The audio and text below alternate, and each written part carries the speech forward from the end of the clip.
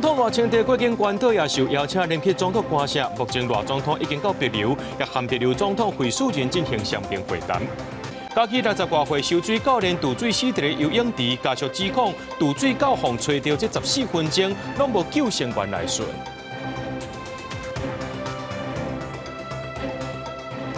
各位观众朋友，大家好，欢迎收看12月7号夜新闻，我是嘉豪。讲到总统赖清德出访南太平洋，今仔日下晡呢，一访问团已经到帛琉啊。赖总统也和帛琉总统惠恕仁进行双边会谈。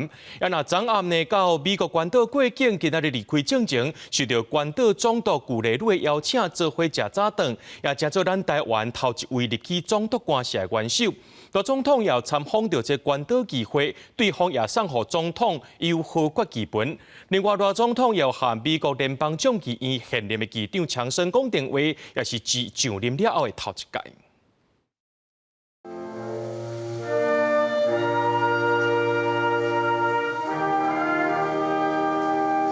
很近日会办到国的场合，向咱的国家地点是伫美国关岛总督官舍，要款待出访回程过境的赖总统。关岛总督官邸曾接待过多位美国总统，包括雷根、尼克森以及克林顿，还有英国伊丽莎白女王以及柴契尔夫人。而赖总统成为我国元首第一人。关岛第一位女总督古雷鲁入场高度友台，致辞感谢台湾对关岛的投资，加强客接行，希望双方加强在经济、医疗等各领域的合作。Today is not just a celebration of what we have achieved together, but a reaffirmation of our commitment to a shared future. Let us continue to build on the strong foundation of trust, respect, and mutual benefit that defines our relationship.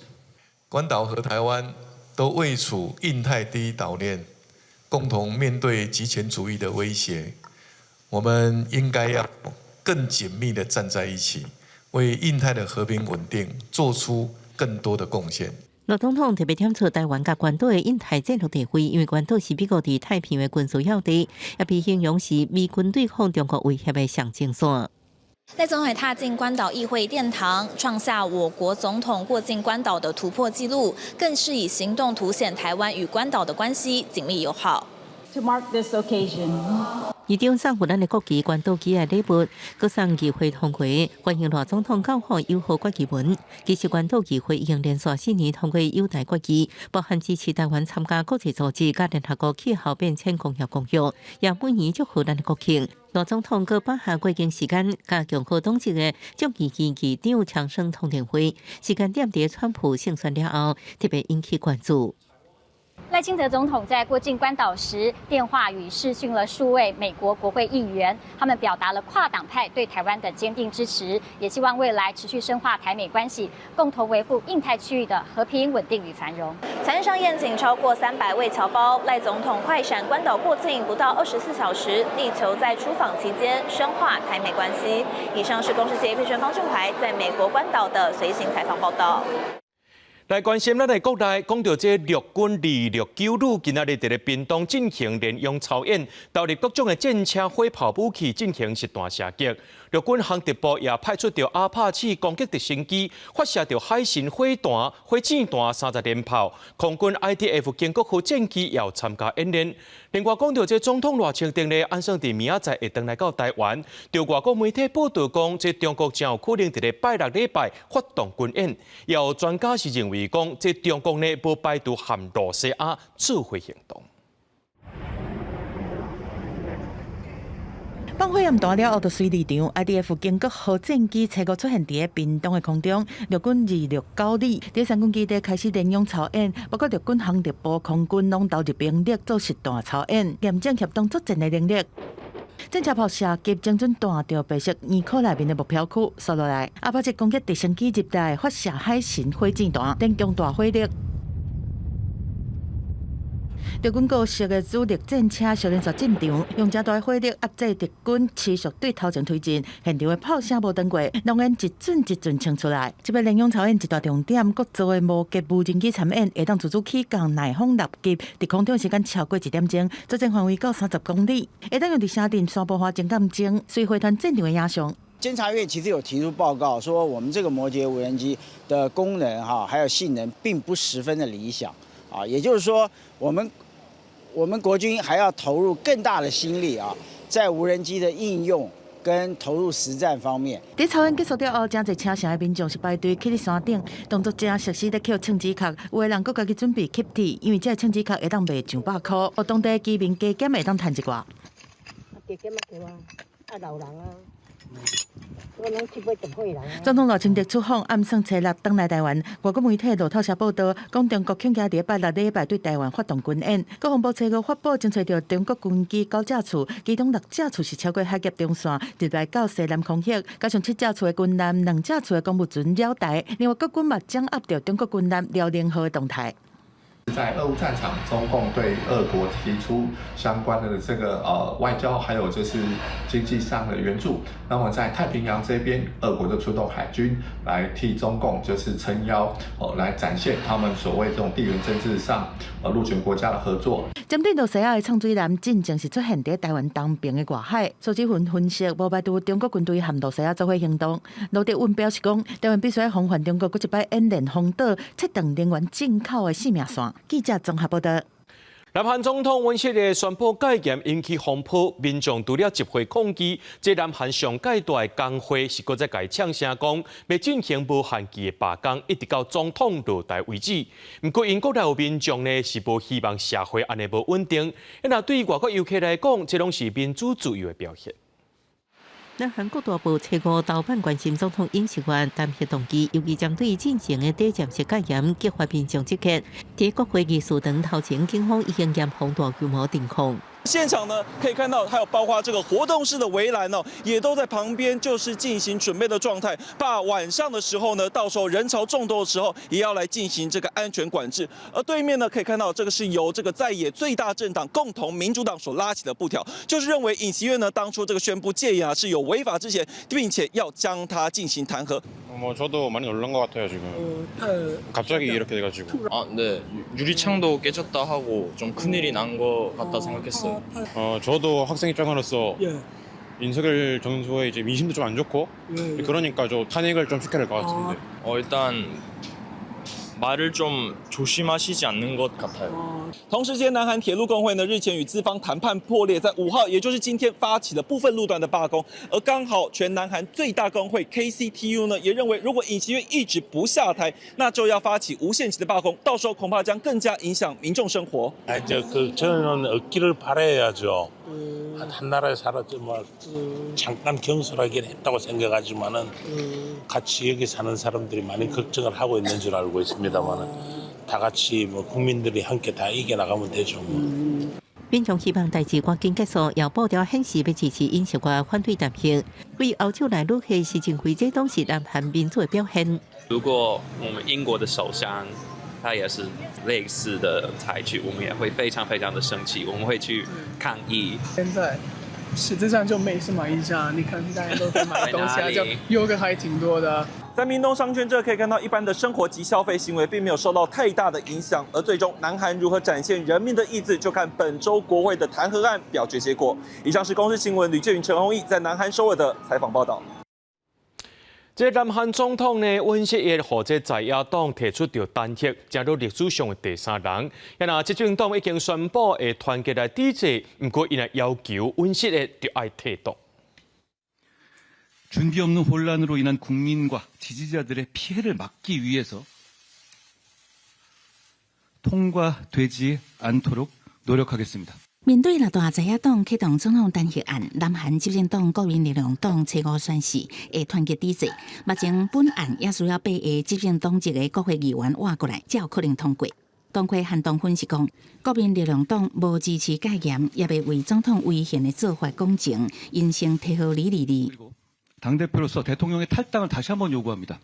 尹锡悦是南韩第3个予人发动弹劾的总统，目前唯一一个予人弹劾成功的总统朴槿惠，在2016年12月，因为收乌西钱，佮建在伊的好朋友崔顺实干涉政治的听闻，予国会弹劾。真生气的示威者自治伫个公化门前，即攻击民的场面真大。反当年宪法法庭通过弹劾，伊落台了后，随予人关。 案件2020年庭审，予人重判20年。尾仔伫2021年得到前总统文在寅特赦，毋才出狱，拢总共关5年。当年调查相关弊案，甲朴槿惠送入家内，就是迄个时阵担任总检察长的温锡业。这个做法也成就伊的声望甲政治资本，到尾才会当入主青瓦台。啊，毋过即马为着兼顾权力全部戒严，搁再引起民众职工抗议，也有可能是第二个互人单膝落台总统，甲朴槿惠的命运真共。伫搁较早的2004年，罗武宪总统也捌因为亲信涉嫌收乌西钱，去互国会单膝解职。后来宪法法庭改变这个决定，伊才会当转去青瓦台做完5年的任期。啊，毋过边境人权律师出身，提倡清廉政治的罗武宪，2008年卸任了后，煞互人压讲，伊的家后甲后生伫伊做总统任内涉嫌收600万美金的乌西钱，去互当局调查。虽然一直好认收钱，啊，毋过也是面临沉重的压力。到尾伫2009年5月跳伞砍自杀死亡，留落有好有歹的评价。公司新闻是会长编译。伫咧嘉义有一个60多岁生出来游水教练，昨暗头伊渡水死伫咧嘉义市国民运动中心的游水池内面。家属就指控讲，这教练呢沉落去水底，到互发现这14分钟拢无救生员来巡，这急救的行为也做较清清彩彩。业者是解说讲，当天游客较济，真歹随来发现到伊渡水。目前这件案件也进入调查咯。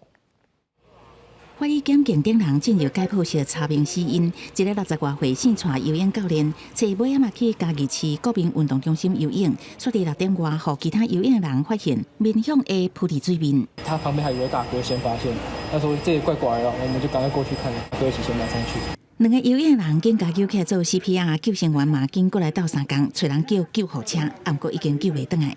家属查看游泳池敢是去画面了后，发现本来伫做韵律喘气姓蔡教练6点18分出现过氧了后，拍向前倒沉落水，一直到32分才互其他游泳人发现，无当到会当及时抢救，关键14分虽然无救生员出现。应该是有2位救生员，但摄影镜头只有给我们看到1位，坐在监视器荧幕前。在休息室的前面滑手机，他从20分滑到32分，人家叫他。游泳池边有 AED 急救设施，不过家属讲救生员一直甲救护人员40分9的时阵才用，早就袂赴啊。这个救生员无掌握游泳池的状况，而且延误救护，并认为运动中心委外的业者有管理疏失。业者是解说暗时游泳的人较济，救生员较歹及时发现，会配合检方调查。游泳课很多，即使他这样学，也没有办法第一时间发现做 CPR 急救，然后拿 AED， 但是 AED 就是贴那个电流下去 ，AED 是不建议做急救。刚好那个救护队就来了。水性好而且无病史的爸爸耍意外互水毒死，家属真悲伤。目前专案由检方查清楚确实的死亡原因，也甲是毋是有人为疏失。嘉义市政府嘛执行业者办理保险理赔，并会查清楚各项疑点，看谁爱负责。记者综合报道。作家琼瑶来白说，伊在生之前呢，就捌表达过讲，伊希望死家有尊严。这也和这安乐死的议题，搁再引起讨论。卫福部长邱泰源表示，安乐死等于是提早结束生命。伫咧谈论安乐死进程呢，应该爱先考虑善用安宁医疗。两个世界继续痴迷。作家琼瑶伫咧过生的前1礼拜，伫咧网络打出翁婿伫咧病房戏录插片尾讲的相片，看到翁婿痛苦的模样，讲到家己袂使甲翁婿同款，讲伊家己想要有尊严的死亡，想袂到伊选择以行底路的方式来离开世间，嘛互安乐死的议题搁一摆引起讨论。毋过卫福部长邱泰源强调，安乐死毋是自然的死亡，前期较大。安乐死就是等于是因为他不是他太痛，他蛮痛苦的，所以就在中间。就等于是不是自然死，就在前面就先结束生命，那这个基本上是争议比较多。卫福部长表示，安乐死等于是提早结束生命。伫讲到安乐死进程，一定会先讨论安宁缓和医疗敢有做好。台湾目前在推动安宁缓和医疗甲病人自主权利法，是强调尊严，过程中袂调工缩短生命，嘛袂调工来延长生命。何况我们的台湾的安宁缓和医疗水准是亚洲第一，世界第3。好，所以我们应该好好的善用我们安宁缓和医疗的这种台湾的实力。在这个过程当中，我们不会刻意的缩短或是延长生命，我们也会帮助病人跟家属把握这一段最后的相聚时间。医生嘛指出，安宁缓和医疗无地点的限制，无一定是伫病房，嘛会当选择伫厝里行完人生上尾一段路。台湾安宁缓和医学会嘛指出，尊严死亡无包括自杀，嘛呼吁民众会当寻求支援。除了感情以外，器官衰竭、失智症，拢有纳入安宁缓和健保补贴的范围。不过学会讲，真侪民众唔知影有这款资源通用，呼吁政府应该爱加宣传。记者陈选柯敏哲台北报道。讲到这供电108案，一声也传出营区有问题。中华地检署侦办中部某一个空军连队营舍的太阳能供电工程，最近有去敲34打，发现到6名现役退役军人有牵涉到案件。其中这现役社团的士官长、退役事业的中校，也有一个乌道中人，甚至是姓黄的厂商，这个人拢涉嫌犯到贪污治罪条例罪嫌重大，目前是声押禁见核准。国军标出第一件供电备案，中华地检署侦办中部一个空军连队营舍太阳能供电工程，初三指挥检调廉政署公布伫新北桃园台中等等34个所在执行敲查，查到6个现役含退役的军人涉嫌含恶道斗空，向特定厂商讨钱来护航，调查考不法的犯罪所得130万。本署检察官侦办空军某连队涉嫌护航某绿能厂商之贪渎不法案件，在12月3日上午，指挥警调联专案团队发动搜索34处，查扣现金130万元，并通知31人到案说明。检方通知涉案的被告含证人31个人到案来说明，获审29个人，包括涉案的6个空军军职的人员，有4个人是现役，2个人已经退役。其中现役的社团的士官长、退役的事业的中校，含有乌道背景的社团的中人、姓黄的厂商，因为涉犯贪污治罪条例罪嫌重大，向中华地方法院申请羁押禁见准啊。另外退役的社科的中校是50万交保。现役社长的上校无报请回，其他人分别以10万到50万交保。陈姓被告等4人，经检察官讯问后，认涉犯贪污治罪条例、行收贿罪，罪嫌重大，有串证及逃亡之余，经向法院申请羁押禁见获准。国防部和空军司令部伫新闻资料进前，拢还未对外来回应。检方强调，扫地令不法，今年8月、10月已经发动2波的行动，拢总羁押9个人，查扣犯罪所得1677万，呼吁涉贪的人员勇敢自首，专做污点证人，会当减轻也是免除极刑。记者综合报道。海巡宜兰查缉队最近互渔民指控讲，伫南方澳渔港无摕到这搜索票，就硬要去船顶抄。不过宜兰查缉队表示，因为怀疑这渔船有违法的行为，要上船检查进前呢，拢经过着船长的同意啊。今麦也已经透过这渔会沟通化解误会。海巡要去伫船顶检查，宜兰南方澳的渔民真不满，因为渔民认为这几天海巡无摕搜索票，共去伫船顶检查4遍，但过拢无抄到什么货，真生气阁无奈。真无奈，渔民拄着安尼代志。哎呀，因为我困了几啊天啊哩。所以心灵保护，和海巡人员怀疑，敢若是有搬不法的物件，所以要去船顶搜查。不过渔民对连续强行去伫船顶检查真不满，讲海巡安尼袂输敢若讨匪咧。你这就安尼讲强行就伫船内讲检查，就敢若像讨匪啊。啥问题？我嘛拄啊配合你。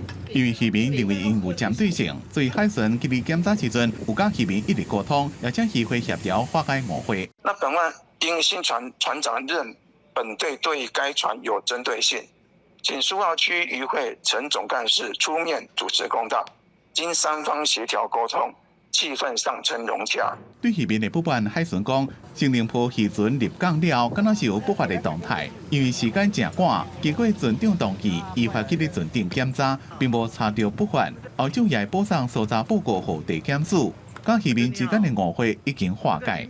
记者综合报道。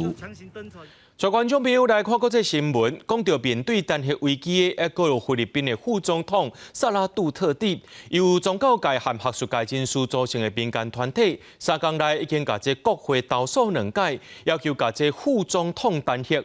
理由是涉嫌乱用职权、不当使用机密费等等。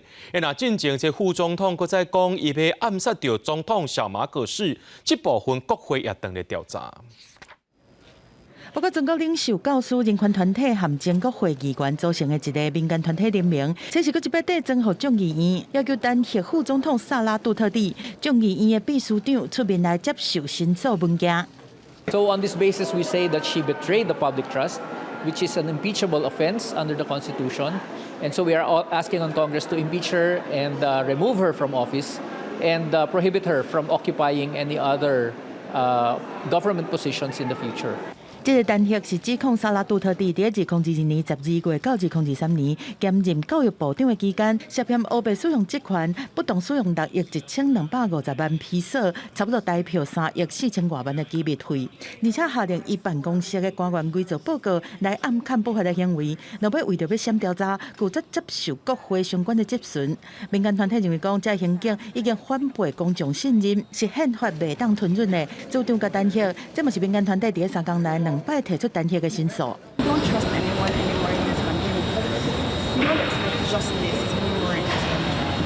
萨拉杜特地引起的争议是毋哪一条？之前伊捌呛声讲，伊若是出代志，就会派杀手去追杀总统小马可仕翁仔某，含伊做众议院议长的标签罗姆德斯。小马可仕指控讲，这言论已经构成刑事罪责，会甲追究。而且这个事件嘛，互小马可仕和杜特地2大政治家族关系是正式决裂。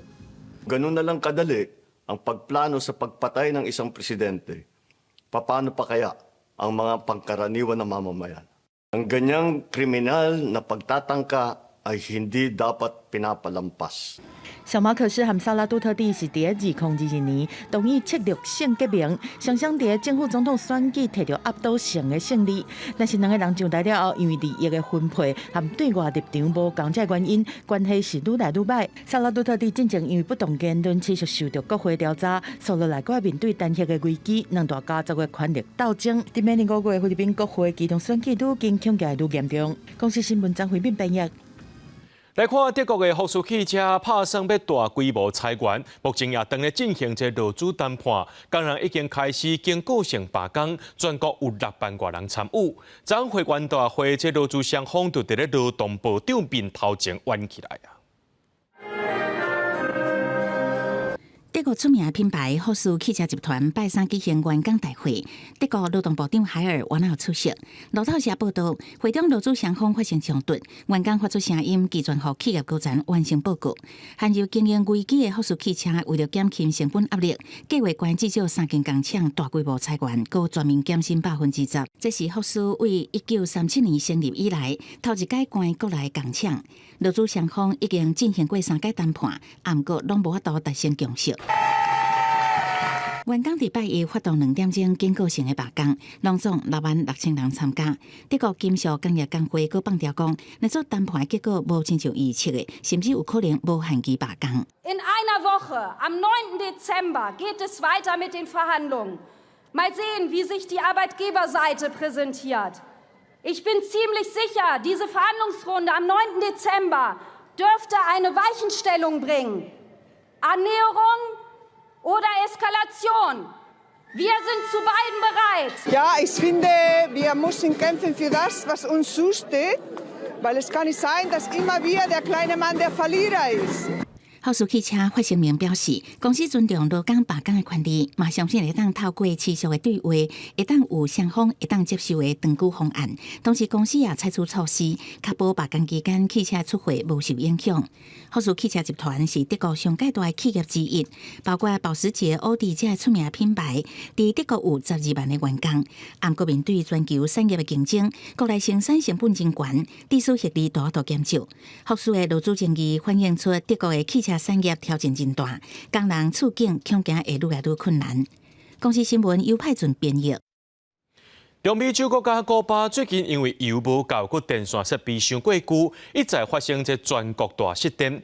当地时间初4呢，这重要火力发电厂古德拉电厂发生故障，造成古巴2个月来第3届大停电。这一月初4透早天也未光的古巴首都哈瓦那，为路顶到交通负责全部拢无到，汽车车头顶加做唯一的公园。Cuando me levanté a las 8, me enteré de que no había corriente, que la corriente se había ido a las 2 de la mañana, que había reventado de nuevo la termoeléctrica Guidera. 事实上，10月中的奥斯卡大风台就予古特拉火力发电厂停落来，予古巴全国停电真一天。11月初的拉斐尔大风台也严重破坏输电网络，即摆无风台来，发电厂因为年久失修，佮无燃料。互古巴伫无到2个月之内3摆大停電。Me afecta el trabajo. Me siento bastante mal, le afecta el trabajo, pero bueno, hay que arreglarnos con esto. Hay que arreglarnos, sabemos que hay problemas, hay que arreglarnos con lo que hay. Bueno, me siento mal. 受影响的伟大企业到小店头，农政府连学校拢无法度运作，逼政府宣布无限期停班停课。身为学校职员的玛利亚，都安尼无法度上班，踮伫厝也无法度做任何代志。古巴的发电来源是火力发电为主，占总发电量的90%以上。古特拉发电厂伫1989年完工启用，到即马已经有35年以上。为发电机组到输电网络拢是真牢固。伫美国长期的经济制裁之下，若无法度摕到国外零组件维修发电厂甲输电网络，买发电用的燃油也困难重重。停电就成做古巴民众日常生活一部分。古巴政府目前的对策是将电力来源多元化，发电太阳能发电。企业31个太阳能发电站按照每年才有法度加入发电。公司新闻徐家仁报道。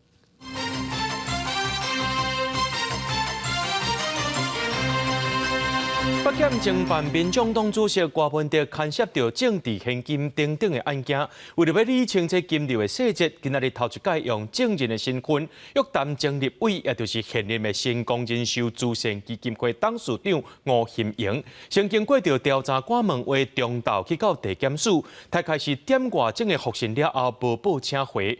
吴欣盈伫今年初总统大选含郭文德出来选，面对媒体提问，吴欣盈敢若回应讲真实无公开。民众党也回应讲，这吴欣盈配合调查作证是真公平的基本。立法院内政委员会搁在审查这公职人员选举罢免法修正草案，其中这内容版本有讲到上任也未满1年就袂当提案罢免，而且这罢免票呢爱坐过当初选调的票数等等。不过中选会主委李进勇是认为，目前的选罢法推行并无问题。伫正式质询进程，现场不乏冤家，毋是来当法案审查，是伫法院的时间分配对定数问题有不满。早上3颗，晚上4颗，变成早上4颗，晚上3颗，把立委当猴子耍哦。部分调查立委受在定期发言，就是因为立法院内政委员会初五告摆审公职人员选举罢免法修正草案。为了维护人民的罢免权以及兼顾公平性跟社会安定，并给予当选人适当的保障，希望能够罢免的票数能够比当选的票数多1票，不要让少数民意否决多数的民意。若为提案版本主张就职无满1年，免提起罢免，搁成立罢免案的通过勘站，也就是罢免的同意票要超过被罢免人当初当选的得票数。不过，那立委立场依然是无同。如果我们现在改成前3日，那在3日前弄一些假讯息、假民调。你觉得选民有可能在这么短的时间内去了解这个讯息是真的是假的吗？袂赴汤不会啦。对啊，时间太逼了。若为提案内容，也有附缩短民调公布的时间，为3前10天改做3天，加调整验票标准，为得票数差距3%改做10%，就应申请重新算票，拢引起调查攻防。民众党也提案主张当选人无依法完成就职，9个保证金都未退行等等。我们认为现行的选罢法相关的规定呢，并没有自然难行之处啊。所以按照限制来进行呢，并不会发生什么困难。中选会主委李进勇表示，即马法规无这平困难的所在，对选罢法安怎修法，也各界深深讨论。内政部长刘世芳是讲，若特别3党无伤过大共识，通过可能性是无悬。记者综合报道。讲到军公教年改已经施行6年啊，立法院国民党团有想要修法，目前有20个版本，其中要求恢复这军公教年金。不过宣传部表示，若准安尼先做，这退伍基金恐惊会提早4-5年就用了，无建议修法。立法院民进党团伫成功厅这个审查的房下，国民党团是反击提出停止提年金、讨回公道的牌下。军公教年改2018年修法通过了，已经实施6年。国民党纪律委立委甲党团提出公务人员退休资遣抚恤办法的部分条文修正草案，有20几个版本，要求停止个提军公教年改。国民党团总召卜群基亲自督军。民进党团总召黄国昌虽然无提案，议员到场关心。民进党团是用人海车轮战。目前现行的规定，已经退休的公务人员年金的所得代替率上悬75%，上加45%，每年减1.5%，连续10年每年减少，一直到所得代替率变做上悬60%，上加30%。而且年金加在职人员薪水调整脱钩。国民党团提案，甲年金重新对照在职人员薪水做调整，而且停止所得代替率一年比一年较少。我们的估算会造成基金用金的年限呢提早4到5年发生。那未来呢，节省的经费的益助呢将减少2800亿。因为现在整个是领的人比较多，交的人比较少，所以希望能够建立长久的制度来规划。是连结讲，至即嘛35年年资的公务员，7成以上的退休金已经是现职的人的薪水8成。目前所得代替率已经自75%降到67.5%。若是停止调降，退休基金恐怕会提早4年到5年用了。但是纳会不满，批评政府摕2600万亿，军公告敢若是被放杀同款。啃你血吸你骨，然后拍拍说我爱你，砍你10刀，然后说我是要保障你。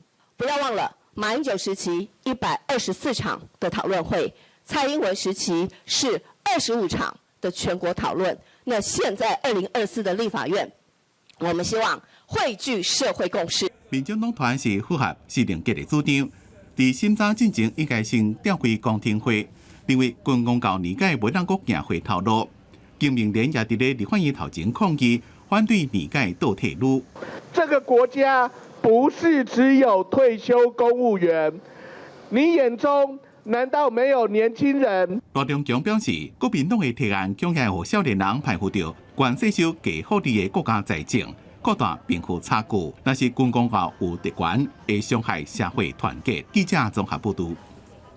卫福部打算伫明年推动优化偏乡医疗精进计划第2期，互外界批评讲是替一寡泡泡气科医生上后补。本土的气科医生团体也上街头抗议。行政院长杜永泰今日指出讲，参考到各界意见了后，本地计划先来暂停。因为针对55个无气科医生的偏乡地区，会限定有医生执照的台湾医生去，无开放海外气科医学生实习。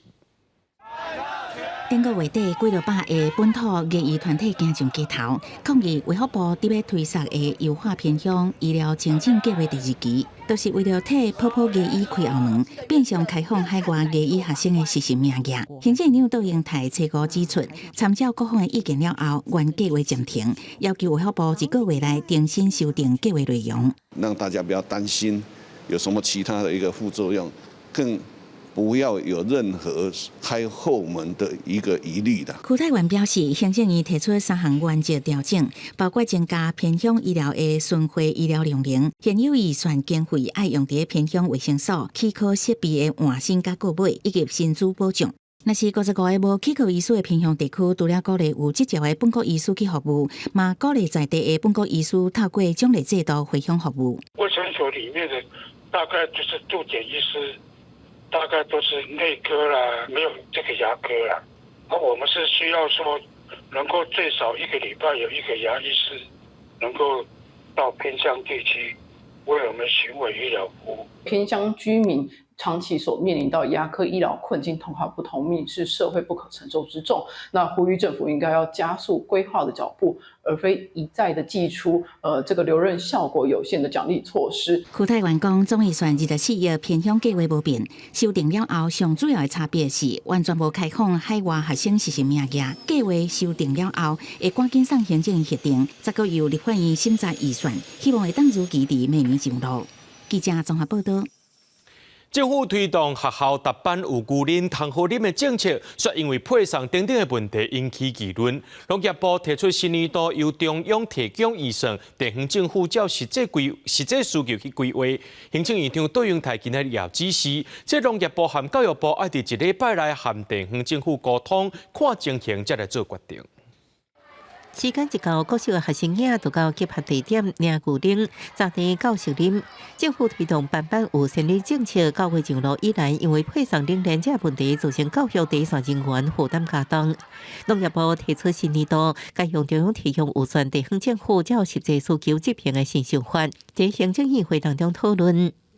对于这个乳品的品质配送还有冷链这些东西，可能都要有一个适合的解决方案，才可以确保小朋友喝乳品的时候的品质。院长杜荣泰指示，农业部甲教育部爱伫1礼拜内甲地方政府讨论沟通，政策伫入量线，地方政府也是努力解决问题。一开始很担心，那个没有分装，没有运送。我们学校就找志工，找高年级学生，然后设计一些活动，让他们去做一些服务。那我们也跟厂商去协调，增加配送次数。目前尚未明确接获中央有关班班喝鲜奶新做法之相关执行细节，将持续与中央部会保持畅通联系。优先考量第一线教职同仁执行面问题。过去部分县市家己编的经费，每固定予学生囡仔啉，未来可能改向中央提供预算是一个大福利。另外，未来是不是由中央统一买配送，饮品供应这边经费，各地采买成本无同，冷链的条件无同，和地方政府家己买，那配套做好，大家都有好处。每一个县市他们现在可以做冷链运送的状况是不一样的，所以我觉得它适度的把权力下放到地方，然后让地方有资源来去跟地方的配送系统来做协调，本质上应该不是一件坏事。另外，用先年对话观点的替代方式，可能有专卖等的误区问题，后面以拍折扣也引起讨论。行政强调，中央甲地方政府讨论沟通，才会做出进一步决策。那这项问题无法度克服，政策都爱检讨。记者综合报道。环境部有做定位调查，了解民众对目前环保政策的看法。要到5成的民众是认为，夜市传统市场一寡所在减少使用塑胶落的效果是不明显。要将近8成的民众认为，这熏陶乌白蛋的问题会影响到饲养。支持超过8成的民众是支持政府向这分商就要收这熏陶处理费用。环境部也会参考民众的意见，加做未来施政的规划。到传统市场一搭买过一搭，侪民众惯死摕塑胶袋仔内底。环境部为7月开始，甲全台47大的市场合作，以提供环保袋仔即款方式鼓励减用塑胶袋仔。但是环境部的民调显示，有46%的民众认为夜市传统市场塑胶袋仔并无减少。我们今年试办完之后，会找各县市来看一下我们试办的结果。那明年的话，我们会再评估扩大，比如说包括那个传统市场、夜市或者是商圈我们希望有更新的做法，更多的地点。环境部伫10月底到11月初有做调查，用电话访问民众对环保政策的看法。减塑政策是民众感觉效果无明显的项目。另外，熏陶的问题也有超过78%的民众认为，乌白蛋熏陶是真影响饲养。西班牙他已经这个正式的公告。他们那个烟蒂的烟商要负责清除处理的费用跟清除处理的回收的工作，所以我们的烟蒂也在朝这个方面来思考是不是应该我们的污染者要多拿出一些清除处理费，或者制造生产者要拿出一些这个清除处理费，来从这个有了这些费用来从后端来解决它的循环问题。根据环境管理署的统计，此地乌白蛋熏陶的数量逐年增加，今年到达已经有6500件摘发。这摆的调查显示，有86%的民众赞成政府对焚商收熏陶的处理费用，这个钱摕做熏陶的土地工课，也是摕来增加设置回收熏陶的总值。环境部讲，民众的意见有咧讨论，这摆的民调也会加做政府施政的参考。记者林淑凯台北报道。配合高雄捷运黄线途经高雄莲雅区的清洁队办公室，就要拆掉线位。72台本所车也要暂时刷去红线的停车场，说因为这路头有5公里远，会影响到清洁队员的叫滚时间。甚至有这队员呢，就把这本所车停伫咧市区的路边。环保局长是答应讲，会量早伫咧市区找到适合的所在来解决这寡问题。粪扫车逐工中昼伫咧莲雅市场收粪扫，清洁队员伫咧车边将压淡粪扫的速度，就是爱准时去到后一个点。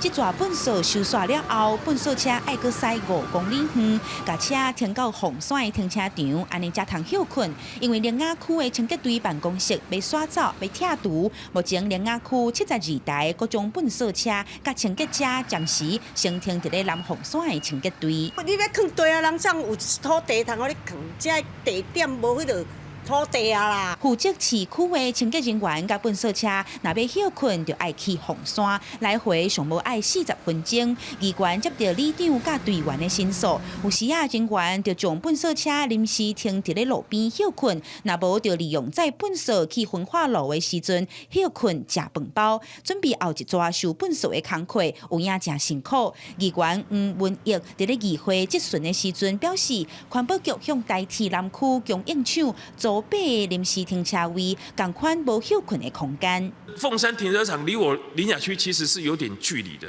不便休息、不便作业都非常不方便。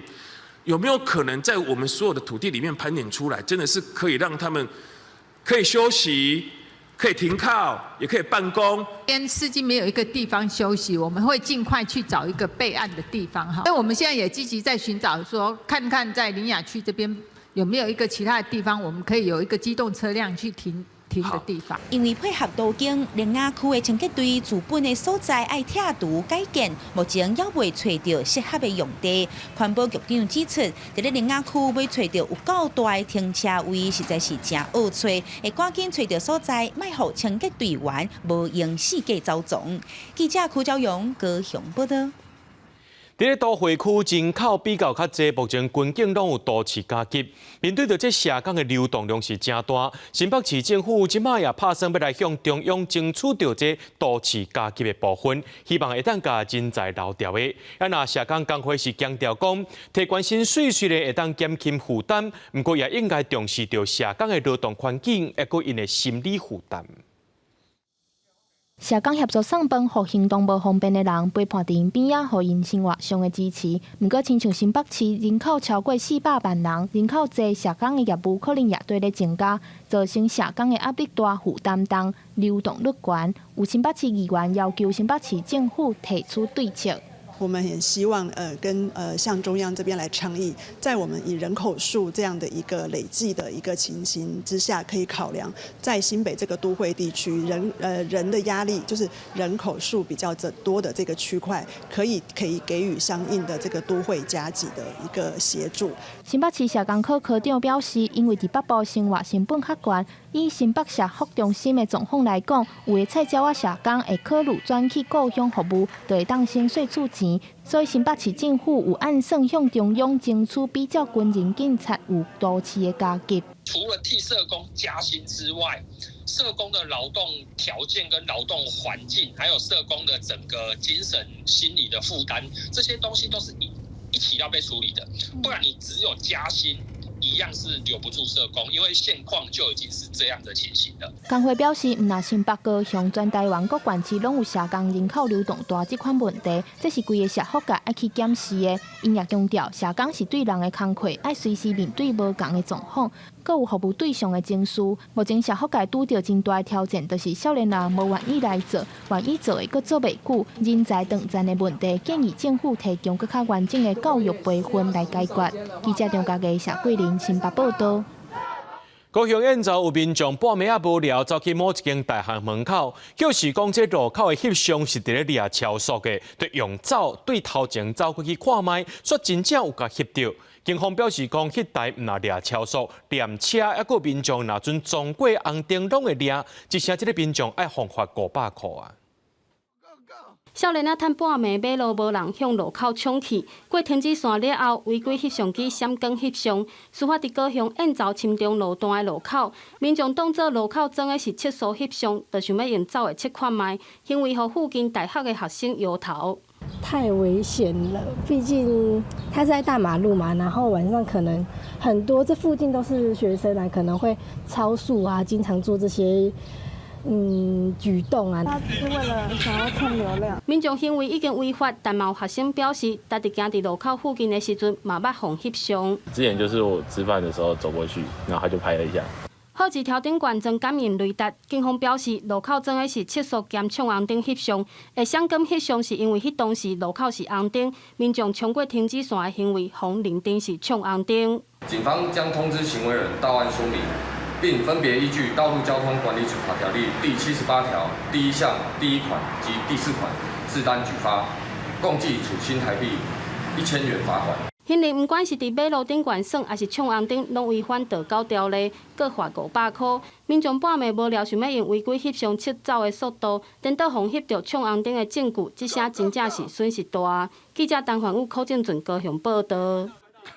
来看台南后壁的城中庙重建要60年啊，庙体因为无完整的地基结构，这土面阁必须厝顶阁会漏雨。管理委员会拍算要登记，不过这间庙方登录做历史建筑，地处这庙方无多去甲这庙体震动。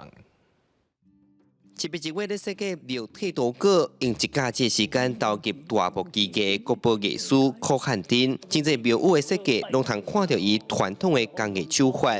其中200多档的后壁城中庙，1963年重建时，就由伊参彩绘大师蔡楚如来设计。这间庙顶个月互人登录做有形文化资产历史建筑，却引起地方甲庙方不满，因为庙市重建计划爱暂停。因为阮的所在阁下啦。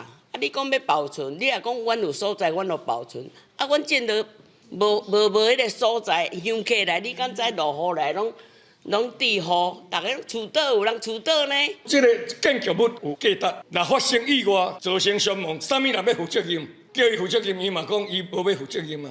啊，你即马用历史登录历史建筑类，这工课拢袂当震动。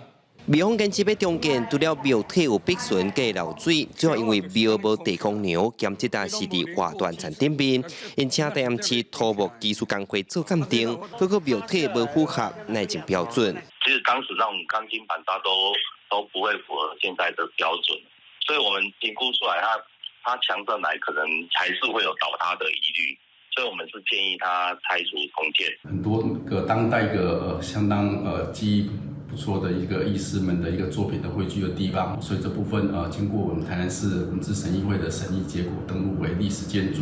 文都处回应庙方会当提出行政救济，后续卖府的进行补强。不过庙方强调，重建是经过59桩开会有共识，佮有请示主行同意。因批评文资处干那重视本本，人的生命安全无注重，后续因卖提出诉愿，卖法期抗议，就唔望通撤销决议。记者从台南采访报道。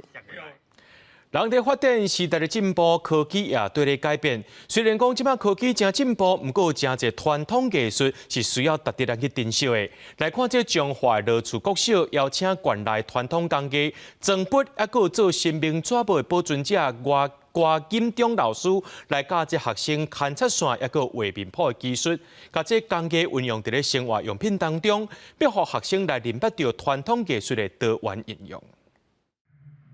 有招财进宝、导样的镜，阁有破链、狮头，这拢是学生囡仔利用测线做出来作品。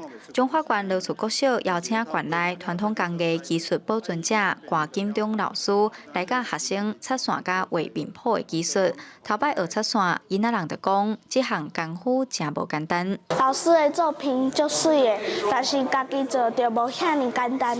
我以前伫咧庙会看过狮头，即马有机会会使用较细粒的狮头家己做，我感觉足趣味的。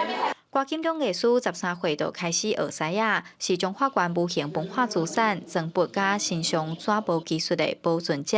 除了制作传统形象笔箱，嘛甲传统工艺套入伫生活用品当中，摒洗传承功夫。嘛甲拆开，伊内底工艺是挂着雕刻、测线工艺，甲咱彩绘工艺，拢是咱生活中可以各种物件拢听去分享着，互囡仔去学习着做工课，去训练伊的双手的平衡吼，加这个稳定性。经过这个课程之后，我感觉囡仔就有自信的，就有自信的哈，会当个完成一个作品啊，也当做一个展览哦，这对囡仔来讲，这就是学习历程哦，留下一个很好的一个成果。学校表示，学生原底拢是伫庙寺看到新相，无进一步认捌装笔的眉眉角角。透过插线课程，会当互囡仔人了解，其实传统工艺的应用真多元，混化因的艺术视野。记者杨淑晴综合报道。来看嘉义新港的文昌国小，因伫咧3年前有成立着轻艇队，不过因为无设备甲无场地，敢若会当少人的设备伫咧游泳池练习尔。为着12月初6嘉义县的中小运，学校即马呢也带这选手去到比赛场地练习，希望拼着好成绩。那总有法度摕到好成绩，才会当来争取到更较侪元、更较侪资源来教三共着轻艇运动。学生囡仔甲蜻蜓一只准备好势了后，年岁较大的学生就带年岁较细的囡仔来开始训练，互因来体验过准的感觉。参加蜻蜓队的学生就讲，练这项运动会当训练到勇气甲身体的平衡感。一开始他们的船都是那种独木舟，所以独木舟的面积比较大一点，所以它比较不会晃，所以这时候就可以让小朋友练习独木舟去练习平衡。蜻蜓有可能会翻船，然后游泳有可能会溺水。要有勇气下去挑战。因为看到同学一起滑，我就跟他一起滑，想说这个蛮好玩的。因为新港文昌国小的蜻蜓队这个月初6就要来比赛，学校专工带因来到学校这个比赛场地来适应环境。教练讲，进前拢是伫室内游泳池训练，即马到室外过船，要先互因袂惊，才会有好的表现。朋友可能会比较怕一点，所以我们是以用玩乐的方式让他们去学习。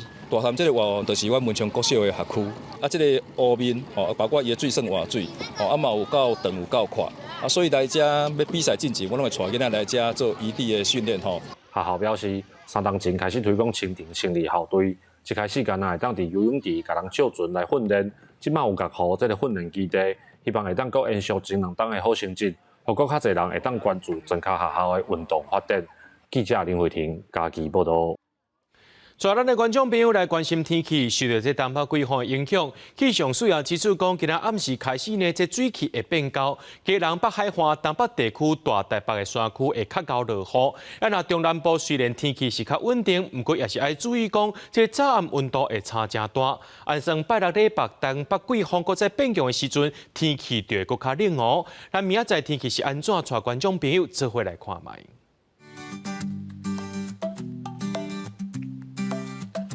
基隆、台北、桃园、新竹对15度到27度；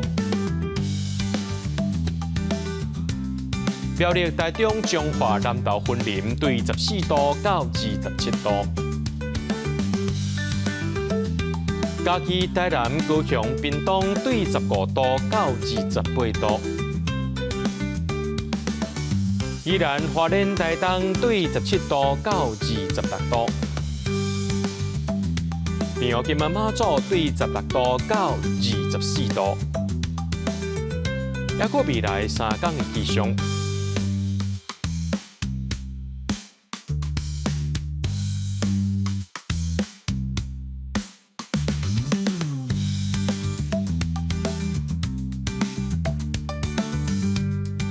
节目最后，感谢各位观众朋友收看今日AM新闻，我是嘉豪，明仔载暗时7点咱再相会。